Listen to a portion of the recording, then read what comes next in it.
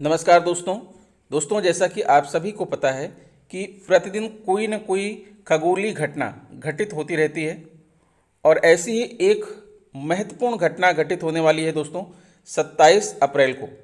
आप सभी को पता है कि गुरु बृहस्पति इस समय मेष राशि में गोचर कर रहे हैं और मेष राशि में वो अस्त अवस्था में है और 27 अप्रैल को जो है गुरु बृहस्पति का उदय होने वाला है। जब गुरु बृहस्पति उदय अवस्था में रहते हैं तो सभी राशि के जातकों के ऊपर बहुत अच्छा प्रभाव देते हैं, बहुत अच्छा फल देते हैं। अस्त अवस्था में गुरु का उतना प्रभाव नहीं होता है, लेकिन जब वो उदय हो जाते हैं तो उनका प्रभाव बढ़ जाता है, तो सभी राशियां लाभान्वित होंगी। दोस्तों आपको बता दें कि 27 अप्रैल 2023 को 2:27 पर गुरु बृहस्पति मेष राशि में उदय होने वाले हैं। बृहस्पति देव को आमतौर पर एक लाभकारी ग्रह के तौर पर देखा जाता है और यह प्रवृत्ति से पुरुष हैं। दोस्तों आपकी जानकारी के लिए बता दें कि जब बृहस्पति अपनी राशियों में अर्थात धनु और मीन में मौजूद रहते हैं तो उनके प्रभाव अधिक अनुकूल होते हैं। मंगल के स्वामित्व वाली मेष राशि में बृहस्पति देव का उदय सभी राशियों के लिए अनुकूल ही रहने की संभावना है। बृहस्पति की उच्च राशि कर्क है जिस पर चंद्रमा का शासन है। बृहस्पति जब भी अपनी उच्च राशि में मौजूद होते हैं तो इनके प्रभाव से जातकों में खुशी, शांत दिमाग और खुशियों की प्राप्ति होती है। साथ ही इसके अनुकूल असर से जातकों को विदेश में जाकर शिक्षा ग्रहण करने का मौका भी प्राप्त होता है। इसके अलावा ऐसे में जातकों का रुझान अध्यात्म की ओर अधिक होता है। वहीं दूसरी ओर जब बृहस्पति अपनी नीच राशि मकर में मौजूद हों तो जातकों को इसके ठीक उलट परिणाम मिलने के आसार होते हैं, जैसे कि आपको पैसे की तंगी, भाग्य का साथ प्राप्त ना होना, ऐसी परेशानियों का सामना भी करना पड़ता है। तो दोस्तों आइए अब जानते हैं कि सभी 12 राशियों पर बृहस्पति के उदय होने के प्रभाव और इसके हानिकारक असर से बचने के उपाय क्या हैं। इसी की चर्चा करेंगे अपनी इस वीडियो में और सारा विश्लेषण आपकी चंद्र राशि पर आधारित होगा। दोस्तों बृहस्पति देव को देवताओं का गुरु माना गया है, इसलिए इन्हें एक शुभ ग्रह के तौर पर देखा जाता है। मान्यताओं के अनुसार बृहस्पति महाराज के आशीर्वाद के बिना जातक जीवन में वर्चस्व और शुभ चीज़ों को हासिल करने में नाकाम रहते हैं। जिन जातकों की कुंडली में बृहस्पति देव मजबूत स्थिति में होते हैं या फिर वह कुंडली में धनु या मीन राशि में रहते हैं, ऐसे जातकों को कई लाभ प्राप्त होते हैं, जैसे कि आपको लगातार भाग्य का साथ मिलना और आपके अंदर प्राकृतिक तौर से कई सारी खूबियां भी आती हैं। वहीं इसके अलावा अगर बृहस्पति आपकी जन्म कुंडली में अपनी उच्च राशि यानी कर्क में मौजूद हैं तो आपको हर क्षेत्र में कामयाबी मिलने के आसार बनने लगते हैं। इसके अलावा ऐसे जातक समाज के शक्तिशाली लोगों से रिश्ते और व्यवहार बनाने में भी माहिर होते हैं। कुंडली में बृहस्पति की बलि होने या फिर शुभ ग्रहों के साथ होने से जातकों को इसके कई सारे अनुकूल परिणाम मिलते हैं, जैसे शारीरिक और मानसिक सुख। लेकिन अगर बृहस्पति देव राहु और केतु जैसे हानिकारक ग्रहों के साथ कुंडली में मौजूद होते हैं तो जातकों को शारीरिक परेशानियां, डिप्रेशन, सम्मान में कमी और धन हानि का सामना भी करना पड़ सकता है। यद्यपि दोस्तों इस समय मेष राशि में जो है बृहस्पति राहु के साथ मौजूद है और गुरु चांडाल योग भी बना हुआ है, लेकिन गुरु उदय हो रहे हैं तो वो आप पर अनुकूल प्रभाव डालेंगे, अर्थात आपको अच्छा लाभ दिलाएंगे। दोस्तों अगर देवगुरु बृहस्पति की बात की जाए तो आपकी कुंडली के वह सभी भाव जहाँ से आपको खुशियाँ प्राप्त होती हैं, धन प्राप्त होता है, आपका परिवार जहाँ से स्वस्थ रहता है, आपको ज्ञान की प्राप्ति होती है, वह सभी भाव देवगुरु से संबंधित हैं और उन्हीं के जो है नियंत्रण में आते हैं, उन्हीं के अधिकार क्षेत्र में आते हैं। कुंडली का जो सबसे शुभ भाव है जिसे आप पंचम भाव कहते हैं, पंचम भाव जिसके स्वामी जो है सूर्य हैं तथा कारक ग्रह जो है गुरु बृहस्पति हैं। किसी भी जातक की कुंडली का जो पंचम भाव है, पंचम भाव जो संतान, शिक्षा, लव, रोमांस, आपकी क्रिएटिविटी, रचनात्मकता, लॉटरी, सट्टा, शेयर, गर्भाधान, साझेदारी, छात्र, मनोरंजन, इन चीज़ों से संबंधित है, उसके भी कारक गुरु बृहस्पति हैं। दोस्तों आपको यह भी बता दें कि कुंडली का जो नवम भाव है, नवम भाव जिसे हम भाग्य भाव कहते हैं, नवम भाव जो धर्म का भाव होता है, पिता का भाव होता है, नैतिकता का भाव होता है, आध्यात्मिक झुकाव का भाव होता है। नवम भाव जो लोगों को शिक्षक बनाता है, वकील बनाता है, सलाहकार बनाता है, उसके भी स्वामी जो है गुरु हैं। इसी के साथ दोस्तों कुंडली का जो 12वां भाव है, जो धर्म, आध्यात्म और मोक्ष और विदेश का होता है, 12वां भाव जो दिव्य ज्ञान का होता है, 12वां भाव जहाँ से बच्चों की शादी होती है, उसके भी कारक जो है गुरु बृहस्पति हैं। और कुंडली का 11वां भाव जो कि आय, लाभ, हाउस ऑफ प्रॉफिट जिसे कहते हैं, जहाँ से आपको मुनाफा मिलता है, जहाँ से आपके अंदर टीम वर्क, नेटवर्किंग, अमीरी, जहाँ से आप जीतते हैं और अपने धन को बचाते हैं, 11वां भाव, उसके भी स्वामी जो है गुरु बृहस्पति हैं। इसलिए ये कहा जा सकता है कि आपकी कुंडली के वह सभी भाव जो आपको खुशियाँ प्रदान करते हैं वो गुरु बृहस्पति के स्वामित्व में आता है, उनके ही जो है अधिकार क्षेत्र में आता है। गुरु बृहस्पति विवाह, संतान, धन, ज्ञान, बुद्धिमानी, इन सभी के जो है कारक है और ये सारी चीज़ें जो है देवगुरु आपको प्रदान करेंगे। देवगुरु धर्म और सत्कर्म के कारक हैं। देवगुरु अगर आपकी कुंडली में उनकी दृष्टि अच्छी पड़ रही है और अच्छे भाव में है तो वो आपको हर तरह से माला माल कर देंगे। तो आइए दोस्तों बात करते हैं कि गुरु बृहस्पति के 27 अप्रैल को उदय होने से विभिन्न राशि के जातकों पर इसका क्या प्रभाव पड़ेगा। प्रिय मिथुन राशि के जातकों, आइए विश्लेषण करते हैं आपकी कुंडली का और यह विश्लेषण आपकी चंद्र राशि पर आधारित होगा।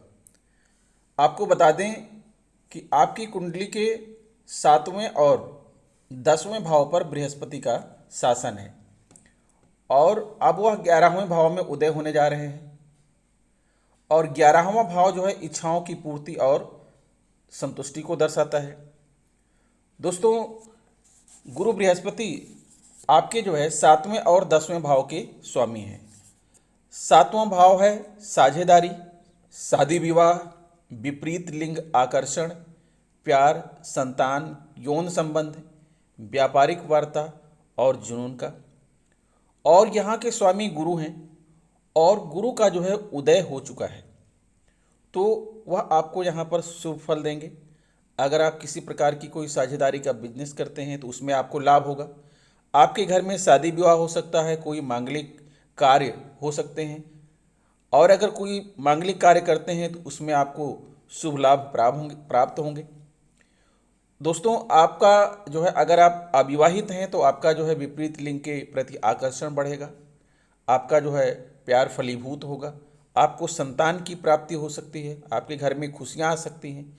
और अगर आप कोई व्यापारिक वार्ता करते हैं, कोई नया व्यापार प्रारंभ करना चाहते हैं तो उसमें भी जो है आपको लाभ मिलेगा।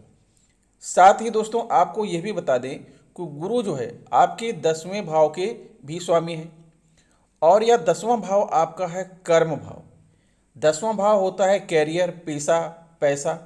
10वां भाव है प्रतिष्ठा, राजनीति, उच्च पद, दाम्पत्य जीवन, नेता और उपलब्धियों का।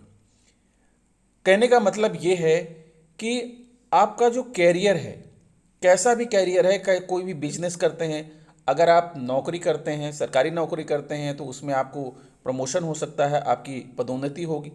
कोई व्यवसाय करते हैं तो व्यवसाय में आपको जो है लाभ होगा, धन लाभ होगा, आपकी प्रतिष्ठा समाज में बढ़ेगी। और अगर आप राजनीति में हैं तो राजनीति में आप उच्च पद को जो है धारण करेंगे। आपका दाम्पत्य जीवन बिल्कुल जो है सुखी रहेगा और आप अपने जीवन में बहुत सारी उपलब्धियां अर्जित करेंगे। इसी के साथ जो है इस समय गुरु मेष राशि में अर्थात आपकी कुंडली के एकादश भाव में उदय अवस्था में है और जो एकादश भाव है वो होता है आय का, लाभ का। उसे कहते हैं हाउस ऑफ प्रॉफिट, मुनाफा, टीम वर्क, नेटवर्किंग, अमीरी, जीतना, जमा करना। ये चीज़ें आपकी जो है 11वें भाव से निकलती हैं। यानी आप गुरु जो है आपके लाभ के घर में है, हाउस ऑफ प्रॉफिट के घर में है। आपको खूब मुनाफा दिलाएंगे। अगर आप किसी टीम वर्क से जुड़े हुए हैं, किसी नेटवर्किंग से जुड़े हुए हैं, अगर आप बीमा क्षेत्र से जुड़े हुए हैं, तो आपको वहाँ पर खूब सफलता प्राप्त होगी और खूब धन आप जो है अर्जित करेंगे। धन अर्जन के साथ साथ आप धन को संचित भी करेंगे, जमा भी करेंगे। आपको जीवन में हर तरफ जो है विजय ही विजय प्राप्त होगी। साथ में दोस्तों, आपके 11वें भाव में बैठे हुए गुरु आपके जो है तीसरे भाव और आपके जो है सप्तम भाव, पंचम भाव और सप्तम भाव पर दृष्टि डाल रहे हैं। तो गुरु की जो दृष्टि है वो अमृत के समान होती है, पवित्र होती है, और वो जिस घर को देखते हैं उस घर को भी वो पवित्र बना देते हैं, उस घर की चीज़ों को बढ़ा देते हैं। तो यहाँ पर जो आपकी कुंडली का जो तीसरा भाव है, जो आपके भाई बहन, संचार यात्रा, इंटरनेट, लेखन, खेल, व्यापार, पड़ोसी, पराक्रम का भाव है, साहस का भाव है, वीरता का भाव है, यहाँ पर जो है गुरु की दृष्टि पड़ रही है। और यहाँ पर गुरु की दृष्टि पड़ने से आपकी भाई बहन के बीच आपके रिश्ते मजबूत होंगे। आप जो है कोई यात्रा भी कर सकते हैं, विदेश यात्रा या धार्मिक यात्रा कर सकते हैं। अगर आप इंटरनेट के क्षेत्र में जुड़े हुए हैं तो आपको इंटरनेट के क्षेत्र से, अगर आप ऑनलाइन ट्रेडिंग करते हैं, वहाँ से भी आपको लाभ होगा। ठीक है, अगर आप लेखन से जुड़े हुए हैं, लेखक हैं, समाचार संपादक हैं, ठीक है, या फिर जो है आप किसी खेल से जुड़े हैं और आप कोई व्यापार करते हैं, ठीक है, तो इन सारी चीज़ों से में जो है आपको लाभ प्राप्त होने वाला है। इसी के साथ जो है आपके पंचम भाव पर भी गुरु की दृष्टि पड़ रही है। पंचम भाव जो जिसे कहते हैं लॉटरी, सट्टा, शेयर, गर्भाधान, साझेदारी, ये पुत्र का भाव है। आप रचनात्मकता का है, क्रिएटिविटी का है, रोमांस का है, खेल का है, मनोरंजन का है, इन जिस भी क्षेत्र में आप लगे हैं इसमें आपको पर्याप्त सफलता मिलेगी। अगर आप लॉटरी, सट्टा, शेयर मार्केट में लगे हैं तो वहाँ से भी आपको धन की प्राप्ति होगी। आपके घर में जो है संतान की प्राप्ति हो सकती है। ठीक है, अगर आप साझेदारी का बिजनेस करते हैं तो वहाँ से भी आपको लाभ होगा। आप पुत्र के बीच में आपके संबंध अच्छे बने रहेंगे। अगर आप छात्र हैं, कंपटीशन की तैयारी कर रहे हैं, तो यहाँ भी आपको सफलता मिलने वाली है। दोस्तों, अगर ओवरऑल आपकी कुंडली का विश्लेषण किया जाए तो कहा जा सकता है कि 7वें भाव के स्वामी के रूप में बृहस्पति का 11वें भाव में होना आपको धन कमाने के नए रास्ते प्रदान करेगा। मिथुन राशि के जातक बिजनेस में ज़्यादा आर्थिक लाभ अर्जित करने में सक्षम होंगे। आपकी मुलाकात कुछ नए लोगों से हो सकती है जिनकी मदद से आपका व्यवसाय आगे बढ़ेगा और यह आपके लिए लाभकारी सिद्ध होगा। इसके अलावा 10वें भाव के स्वामी के रूप में बृहस्पति के 11वें भाव में होने से आपको कई लाभ मिलने के संकेत हैं। साथ ही आपको नौकरी के नए अवसर या फिर प्रमोशन मिलने की संभावना है। साथ ही कुछ जातकों को विदेश जाने का मौका भी मिल सकता है और यह आपके लिए सकारात्मक परिणाम लेकर आएगा। कैरियर के लिहाज से बृहस्पति का मेष राशि में उदय आपके लिए शुभ परिणाम लेकर आने वाला है। आपको नौकरी में नए और लाभकारी पद प्राप्त हो सकते हैं और इसके माध्यम से आपका करियर तेजी से आगे बढ़ेगा। इसके अलावा आप अपने कार्य से उच्च दर्जे का सम्मान और सभी लक्ष्यों की प्राप्ति करने में सफल होंगे। इन सभी बातों के साथ ही जातकों को अपनी मेहनत के लिए पूरी पहचान भी प्राप्त होगी। अगर आप बिजनेस करते हैं तो यह अवधि आपके लिए बेहद फलदायी रहेगी। आप कम समय में अधिक धन लाभ अर्जित करने में सक्षम होंगे। इसके अलावा आप अपने प्रतिद्वंदियों को कड़ी टक्कर देने में भी सफल होंगे। वहीं अगर आप आउटसोर्सिंग के व्यवसाय में हैं तो आपके लिए बृहस्पति का मेष राशि में उदय अत्यंत लाभकारी रहने वाला है। हालांकि इस वक्त में यह भी संभावना है कि आप एक से ज़्यादा बिजनेस में हाथ आजमाएं। आर्थिक जीवन की बात करें तो इस अवधि में मिथुन राशि के जातकों को भाग्य का भरपूर साथ प्राप्त होगा और आप बड़े धन लाभ कमाने में सफल होंगे। साथ ही आप धन की बचत करने में भी कामयाब होंगे और संभावना है कि विरासत या पैतृक संपत्ति के माध्यम से भी आपको अच्छा फायदा प्राप्त हो। अगर प्रेम संबंधों की बात करें तो बृहस्पति का मेष राशि में उदय आपके लिए सकारात्मक परिणाम लेकर आएगा। आप अपने पार्टनर के साथ अच्छा तालमेल और सामंजस्य बिठाने में कामयाब रहेंगे और आप दोनों में आकर्षण भी बना रहेगा। इसके अलावा आप अपने रिश्ते को अच्छे ढंग से चलाने के लिए अहम बदलाव भी करेंगे। कुल मिलाकर आपकी लव लाइफ इस अवधि में अच्छी रहेगी। स्वास्थ्य के लिहाज से बात करें तो अपने साहस के बल पर आप अपनी सेहत को ठीक बनाए रखने में कामयाब होंगे। आपके एनर्जी लेवल बेहद शानदार रहेगा और यह आपकी सेहत को उत्तम बनाए रखने में मददगार होगा। 11वें भाव से बुध आपकी कुंडली के तीसरे, 5वें और 7वें भाव पर दृष्टि डाल रहे हैं। जैसा कि मैंने बताया, इसके परिणाम स्वरूप आपको बिजनेस में लाभ होंगे। साथ ही आप अध्यात्म की मदद से खुद को एक बेहतर इंसान बनाने में सफल होंगे। तो गुरु की कृपा आपको प्राप्त होती रहे, इसके लिए रोजाना 21 बार ओम नमो नारायणाय का जाप अवश्य करें। दोस्तों, आपको बता दें कि अपने सुख दुख का कारण इंसान खुद ही होता है, क्योंकि आपके अंदर इतनी ऊर्जा भरी पड़ी है।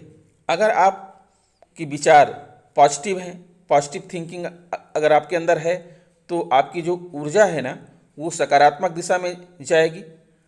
अगर आपके विचार नेगेटिव हैं, नकारात्मक हैं, तो आपकी ऊर्जा जो है नकारात्मक वे में आपको लेकर के जाएगी। बीमारियां उसी व्यक्ति को आती हैं जिस व्यक्ति का शरीर उन बीमारियों को ग्रहण करने के योग होता है। अगर आपके मन में पॉजिटिव ऊर्जा का संचार है तो किसी भी प्रकार की बुराइयां आपके पास भटकेंगी नहीं, आपको छू तक नहीं पाएंगी। ब्रह्मांड की सारी नेगेटिव ऊर्जा को जो है आप एब्जॉर्ब कर लेंगे, अवशोषित कर लेंगे। तो दोस्तों, खुश रहिए, मस्त रहिए, सकारात्मक विचार रखिए और किसी का अहित मत कीजिए। अगर वीडियो अच्छी लगी तो प्लीज़ चैनल को सब्सक्राइब जरूर कर लीजिएगा। मिलेंगे आपसे नेक्स्ट वीडियो में कुछ नई जानकारी लेकर। तब तक के लिए नमस्कार।